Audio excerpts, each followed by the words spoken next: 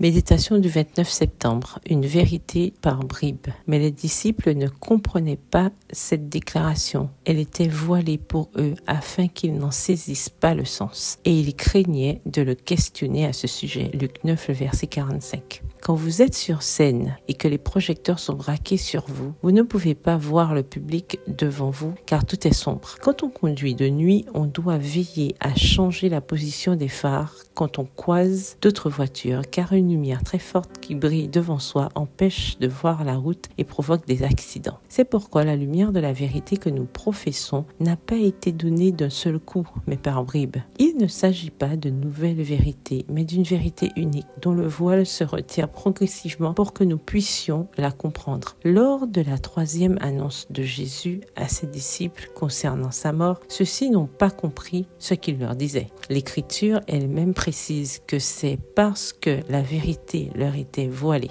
Plus tard, cependant, ils la comprendraient. Le sanctuaire, le sabbat, les 10 commandements, la confession des péchés, l'état des morts, entre autres fondements de la vérité, ont été progressivement étudiés et compris par des hommes et des femmes sincères et attachés aux Saintes Écritures tels que Jean Calvin, Martin Luther, William Miller et Ellen White, pour n'en citer que quelques-uns. Le pasteur John Robinson, dans son discours aux premiers puritains ayant quitté la Hollande pour l'Amérique, a dit ceci: « Mais prenez aussi garde à ce que vous recevez comme la vérité. Ayez bien soin de tout comparer avec les textes de l'Écriture. » Extrait du livre La tragédie des siècles, au chapitre 16 à la page 260, livre écrit par Ellen G. White. Il est de notre devoir de grandir dans la vérité et de ne pas nous contenter des prédications du samedi matin. Il est de notre devoir de rechercher une connaissance constante des Saintes Écritures. C'est ainsi qu'il discerne dans ces pages sacrées des lumières et des vérités toujours nouvelles. C'est l'expérience qu'a pu faire l'Église de Jésus-Christ de tous les temps et c'est celle